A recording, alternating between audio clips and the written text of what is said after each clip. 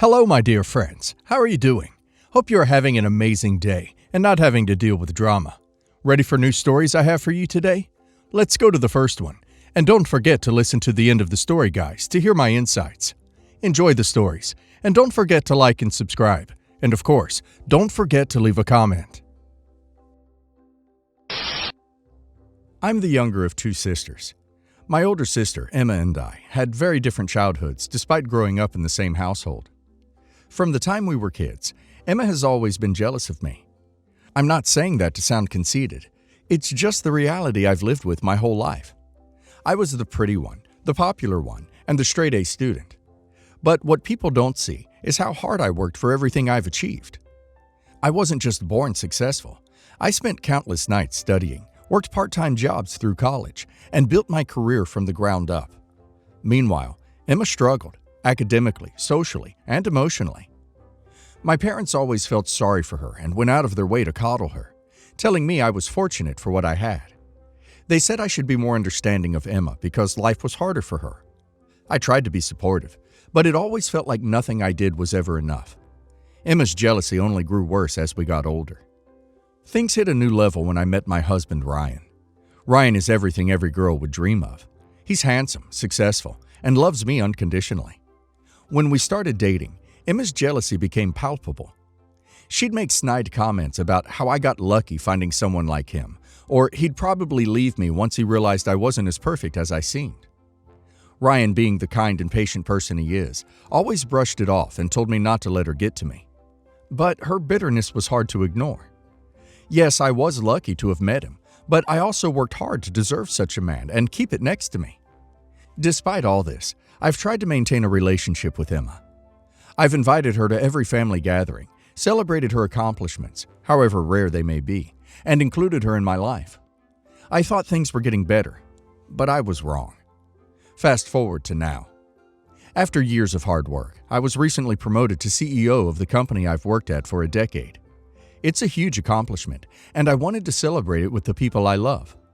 So I organized a promotion party and invited my family, friends, and colleagues, including the owner of the company, Mr. Harris, who has been a mentor to me throughout my career. The party was going perfectly. Everyone was congratulating me. Ryan was by my side, beaming with pride. Then Emma happened. She had been drinking heavily all night, which in hindsight was a mistake on my part for even serving alcohol knowing how she gets. She suddenly stood up, clinking her glass to get everyone's attention. I thought she was going to give a toast, and for a split second, I felt hopeful that she might say something kind. But instead, she said, "I think we all know why my sister got this promotion. It's not because of her hard work. It's because she's been sleeping with the owner of the company. And by the way, she's pregnant with his baby." The room went silent. All eyes were on me. I felt like the air had been sucked out of the room. Ryan immediately stood up and started shouting at her, telling her to leave. My colleagues looked horrified, and Mr. Harris was visibly uncomfortable. Emma just laughed, as if she said something hilarious, and walked out of the room. I was mortified. Not only did she ruin what was supposed to be one of the happiest nights of my life, but she also spread a disgusting lie about me in front of my family, friends, and professional network. After the party, Ryan and I sat down to process what had happened. That's when I realized something even more horrifying. Emma knew I was pregnant. The only way she could have known was if she had been snooping through my personal information. It turns out I was right. After some digging, I discovered that Emma had hacked into my email account. She'd been reading my emails for years. She'd seen everything: conversations with Ryan, emails with Mr. Harris, even private medical information. She used what she had found to fuel her jealousy and craft the ultimate humiliation for me. I confronted her about it, and she didn't even deny it. She said she did it because she was sick of me always winning and wanted to expose me for the fraud she thought I was. I told her that if she didn't publicly apologize to me and everyone who attended the party, I would sue her for defamation. She laughed in my face and told me to go ahead.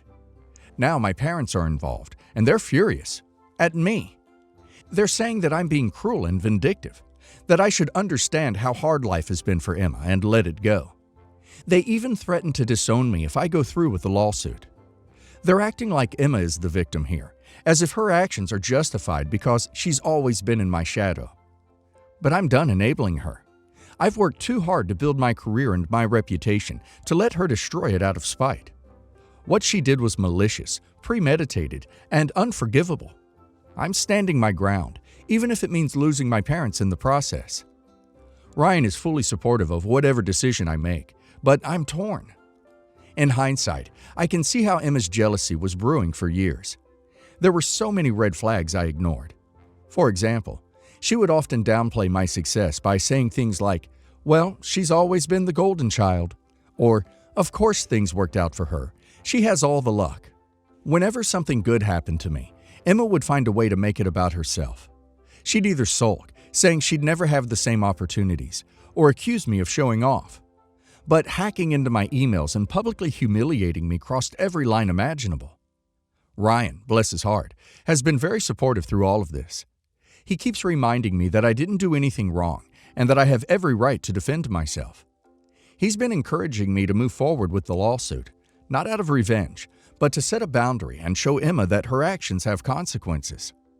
He's also furious at my parents for enabling her behavior and making me feel like I'm the one in the wrong. As for my parents, their stance has left me heartbroken. I've always known they had a soft spot for Emma, but I never thought they'd go this far to protect her. They've been calling me constantly, pleading with me to drop the idea of a lawsuit and just let it go. My mom even had the audacity to say, "You're successful enough. Do you really need to make this harder for Emma?" It's like they're completely blind to the damage she's caused. Meanwhile, I've had to do damage control at work. Mr. Harris, who's always been a professional mentor, assured me that he knows the accusations are baseless. But the fact that Emma put me in this position is infuriating. I've had to explain the situation to several colleagues who were at the party, and while most of them are supportive, it's humiliating to have my personal life dragged into the workplace like this. At this point, I feel like I'm at a crossroads. If I go through with the lawsuit, I'll likely lose whatever relationship I have left with my parents.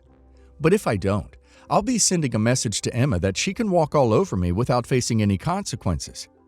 Either way, it feels like I'm losing something important. So, Reddit. Am I the a-hole for threatening to sue my sister unless she apologizes? OP's sister's actions were absolutely malicious and calculated. She crossed a line when she hacked into OP's emails and used private information to humiliate OP. And then to publicly accuse OP of sleeping with her boss and question the paternity of OP's child? That's beyond cruel. The fact that OP's parents are siding with her is infuriating. They're enabling her toxic behavior, and it's no wonder she feels entitled to act this way. OP has worked hard to build her career and reputation, and she has every right to protect that. If suing her is the only way to get her to take accountability, then OP should do it. And now let's hear the community's opinion. Wow, this is a mess. First off, I'm so sorry you had to go through this. Your sister's behavior is vile. She didn't just embarrass you. She tried to destroy your reputation, marriage, and career in one night. And your parents. I can't believe they're telling you to let it go and threatening to disown you if you stand up for yourself. That's so manipulative. You are 100% justified in suing her. Actions have consequences, and maybe this will finally wake her up. Stay strong. You deserve better than this. Not the a-hole. Your sister sounds like a classic case of someone who blames everyone else for her shortcomings. She's been coddled by your parents for so long that she thinks she can do whatever she wants without facing consequences. But hacking into your emails and spreading lies about you at your own celebration is on another level. Honestly, the fact that she refuses to apologize shows how little remorse she has. I get that suing her is a big step, but you have every right to demand accountability. Don't let her or your parents guilt trip you into letting this slide. Not the a-hole at all. Your sister's behavior is beyond petty. It's downright destructive. And what's worse is your parents enabling her and trying to guilt you into forgiving her. They're completely dismissing how much damage she's done to your personal and professional life. You've worked hard for everything you have, and your sister's jealousy doesn't give her the right to try and ruin that. If she won't apologize publicly, then suing her might be the only way to protect your reputation and set boundaries. Good for you for standing your ground. Don't let them make you feel like you're in the wrong here. Update. After a lot of thought and conversations with Ryan, I've decided not to go through with the lawsuit. Being pregnant, I realized that my priority has to be a peaceful and stress-free pregnancy, not fighting legal battles. However, I've also made the difficult decision to go no contact with Emma and my parents. I've had enough of the enabling, the excuses, and the toxicity. I need to focus on my family, my baby, and my own well-being. This is not an easy choice, but I know it's the right one for me. I deserve peace, and so does my child. Long story. Before I graduated from college, my parents told me that they're planning to open a branch of their hardware store. They want me to manage it and promise that after 3 years, once the cash flow is great, they will transfer it to me. Obviously, I grabbed the opportunity because, duh, it's a ducking business. So I worked hard for free, their condition, because I believed that I'll have it someday. 3 years later, the branch did well. It's earning more than the main branch, which they managed. Now, the lockdown forced it to shut down for a few months, but it went back eventually. And I thought it would finally be transferred to me, but they didn't. After our business resumed its operation, my dad suddenly took over. I got demoted to sales staff. My dad is freaking toxic. He had this know-it-all attitude. He refused to get lectured, especially by me, who is just his son. Ever since he took over, the business's performance is declining. It's frustrating. Last night, I talked to them about our agreement 5 years ago. I asked them when will the ownership be transferred to me. They suddenly got furious and even resorted to calling me ambiciosa, basically ambitious, but in a very derogatory manner, because apparently I'm still too young to own a business. I should wait for them to die before I inherit the business. In the meantime, I should learn to humble myself. I don't even know what they meant with that, but seriously, I've had enough. I'm turning 26 this year, and yet I don't have any savings at all. While my friends are either married, owned a business, or are traveling to places they want to, I'm still here asking for my parents to give me money if I want to buy something. So I ran away earlier this morning and crashed at my best friend's place. My best friend is a corporate lawyer, and after telling him my situation, he told me that we can file a lawsuit against my parents to force them to give the business to me.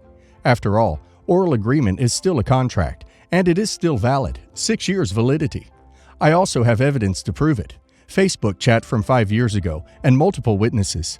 Technically, what they did is a fraud.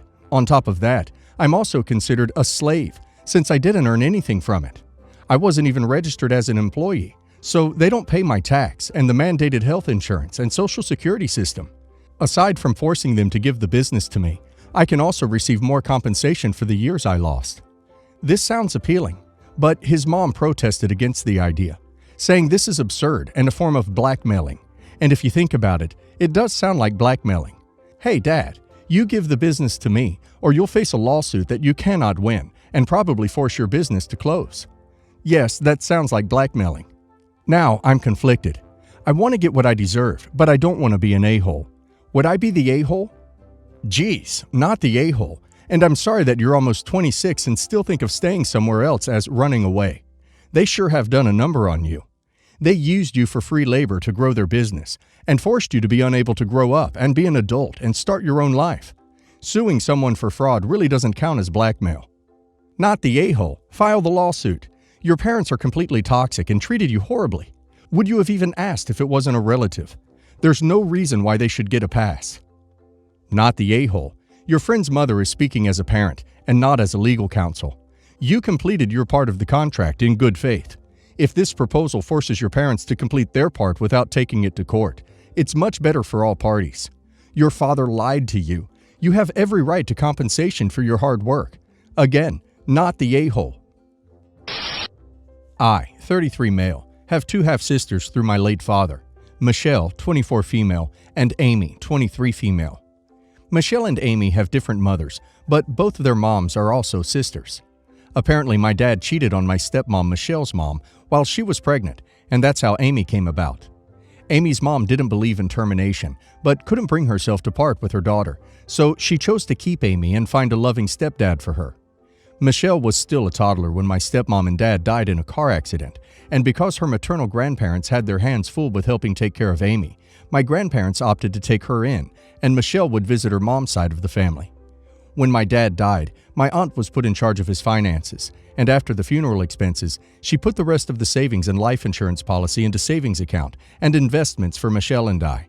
My aunt also put her own money into launching a lawsuit against the people for their role in my dad and stepmom's death, and won much more than what the company was trying to settle for. That money was also added in the accounts and investments. My aunt also took in Michelle when she was 13 and put in a lot of effort to make sure Michelle and I had a bond by taking us out on fun trips across the world.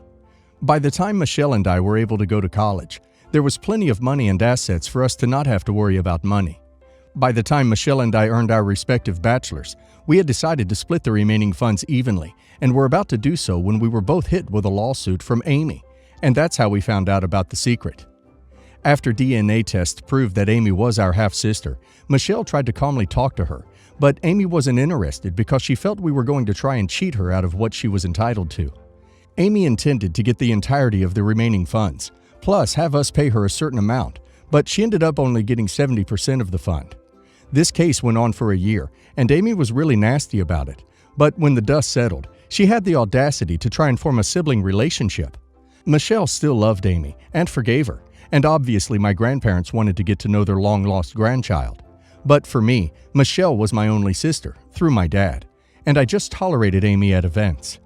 When my wife and I moved into our house, we had a small get-together, and Amy showed up and she saw some of my dad's items. She asked to have some, and I immediately refused. She got upset and said that she was just as much entitled to something of our dad's as I was. I countered that she already got what she was entitled to in court, and that anything else is charity. Amy stormed off, and my grandparents think that I was too harsh. But the way I see it is you can't sue people and then expect to be on friendly terms later. Am I the a-hole? Edited to add. Because of word count, I couldn't add it in, but now that people are asking, here's some more info. 1. Michelle and I had no idea Amy was our half-sister until the lawsuit. We just woke up one day and was served by someone from her legal team. 2. Michelle and our grandparents already gave Amy photos of our dad, so it's not like she doesn't have anything. 3. Once the DNA test proved Amy was our sister, Michelle and I intended to split the remaining assets equally between the three of us, but Amy didn't want to do that. 4. I didn't invite Amy to my housewarming. She just showed up with Michelle, and I didn't want to ruin the mood, so I let her in. 5. The trips that Michelle and I took was paid for by our aunt with her own money. Edited to add 2. Fourth paragraph, I mentioned Amy being nasty. Well, here's some more details on that. 1. When I was served, I was at the hospital because my mom was having surgery, and Amy knew I'd be there. 2. During the process, Amy was convinced that Michelle and I were trying to hide money from her and reported us to the IRS, while my wife and I were trying to get a house the first time. Edited to add 3. I'm an American living in USA. Edited to add 4. The lawsuit was almost 4 years ago, and Michelle and I didn't fight for an appeal because we just wanted to move on with our lives. Not the a-hole. If she wanted to have some of your dad's stuff to remember him by, it would have come up in conversation earlier. Sounds like she saw the items and wanted to make a scene. Not the a-hole, not the a-hole, not the a-hole. Holy crap, no. She barged in on you, years after the fact, and demanded money with a legal team. She did this while your mom was in the hospital? She was so obsessed with the money that she reported you to the IRS. No ducking way is that person getting any kind of kindness. She's just looking for more money, hoping for something valuable. Not the a-hole, but you should appeal that ruling. Get a better lawyer. She should not have gotten 70%. As for the relationship, simply put your relatives on notice that you are not interested in a relationship with Amy. She's not welcome at your house, and ask them to respect your wishes. Why would you be an a-hole for not saving money for someone you didn't know about? She sounds vindictive, and trying to take your keepsakes proves it. Never let her in again. I've been married once before. My ex and I were a couple for 9 years and married for 7 of them. We have 3 kids together, ages 11, 8, and 6. I kept my ex-husband's last name after we divorced. We're still friends, and it was too much of a hassle to revert to my maiden name since I've already graduated college and started my career with my married name. I also like having the same surname as my kids. My ex has never cared before, nor does my current boyfriend. However, my ex recently became engaged to his new girlfriend. Together less than a year. I've met her only a handful of times, but she seemed nice enough and my kids haven't voiced any issues with her, which to me is the most important thing. So I was shocked when out of the blue, she contacted me a few days ago after they announced the engagement and asked that I revert back to my maiden name. I literally laughed out loud when I read her text. I didn't think she was serious at first, but she was. Her reasoning is that since my ex will have a new wife, it would be wrong for me to keep his name. I essentially told her, no ducking way, although a bit more tactful. My ex then called me and asked that I at least consider it since it's something his fiancée really cares about, and that it's not technically my name anyways. I let him know I wasn't going to go through with the headache of changing it again, but if they were so concerned about names, he should take her surname. My ex said I was being petty and asked me to just please think about it. I would have been happy to end it there, but I got another message from his fiancée, which was basically a thinly veiled legal threat about suing me to change my name. I didn't bother to respond to her message. You can't make someone change their name, and I'm not concerned about some frivolous lawsuit at all. But I did screenshot what she said and sent it to my ex, telling him his fiancée needs to back the hell off, which he hasn't responded to. My boyfriend also thinks the whole situation is stupid and thinks I should just tell them to both duck off next time they say something. I don't know if I'm being an a-hole though. I get it's not my original name, but it's my professional one, plus my kids' last name as well. I don't know. This whole thing has been so ridiculous. Not the a-hole. I think your ex-husband understands why you're keeping it, and he seems like a reasonable person.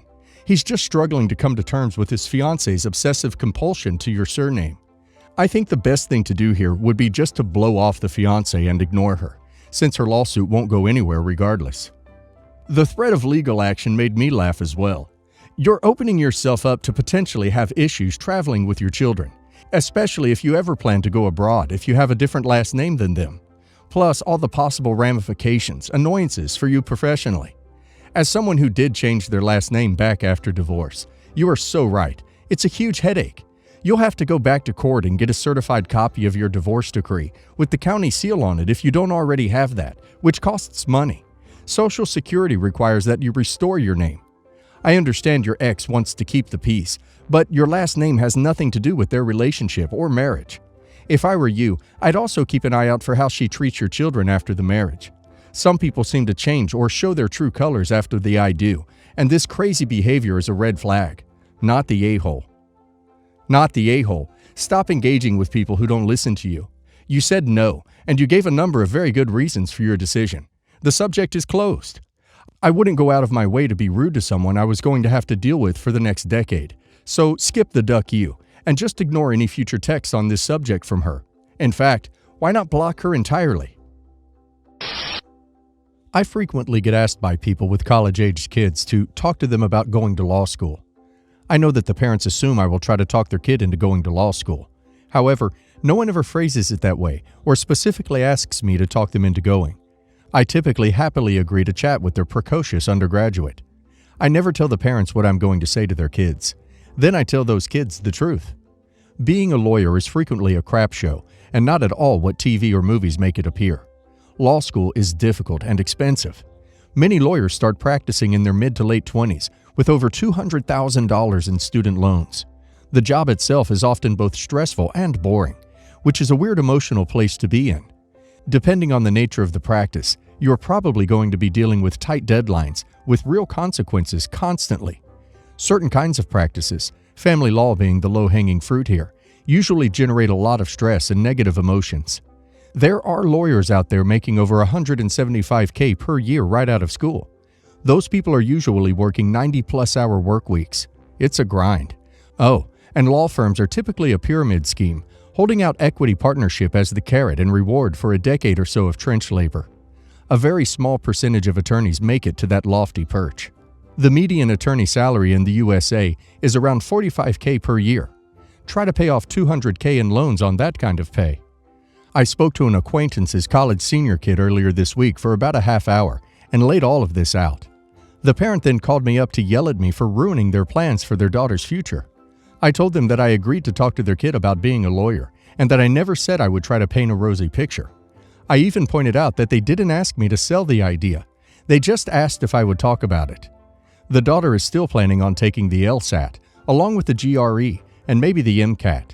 So am I the a-hole for not trying to talk these promising young men and women into selling their souls for an Esquire? Edit. I posted these in comments, but am moving them here for easier visibility. Some general responses to questions in the comments. I talk to people who are all over the spectrum on law school and lawyering. I don't try to talk everybody out of it. I just try to provide some perspective that most people don't have access to. I know that I started law school with some very wrong ideas about the education and the job. I was the first lawyer in my entire extended family and did not know anyone who would give it to me straight about the job. If people have reasons to go to law school, I don't try to talk them out of it. The vast majority of the undergraduates I've talked to have been considering law school either because they got a liberal arts degree and did not have another plan for a career, or their parents are pushing them to go. The entire concept of get a law degree, you can do anything, is one that I actively discourage. You know what? You can do most of the things people say a law degree is useful for without the law degree. Once you have practiced for a few years, it can actually be hard to transition out of the industry, because being a practicing law firm attorney may not actually prepare you for a lot of jobs. Junior attorneys, 1 to 3 years out of school, at bigger firms may not even have much relevant legal experience. Many attorneys and firms do not even go to court for the first few years. I personally know attorneys in litigation practices that worked on discovery only for years. That's the information exchange part of a lawsuit. If you want to go to law school, do it. Just recognize that the industry and the job do not usually comport to expectations. Do the research, know your financial picture, and don't do it to make someone else happy. For the salary commenters, I also seem to have pulled an older median salary number. Regardless, keep in mind that whatever average salary data they show you, half the lawyers out there are making less than that. The fact that you savvy Redditors could find salary info shows that you put more research into the idea than many of the undergrads I speak to. Second edit. I actually enjoyed law school immensely. I also thought that the LSAT was an interesting puzzle, and I enjoyed studying for and taking the test. Not the a-hole. Graduated law school last May, and I wish someone had talked me out of going to law school. It was truly a terrible 3 years. Not the a-hole. I'm so sick of this crap from parents. Good on you for being honest. They're trying to force their kid into a degree path they don't want and will be disappointed in. I work in IT, and a lot of folks try to funnel their kids to that career too. Without the passion, you won't be successful.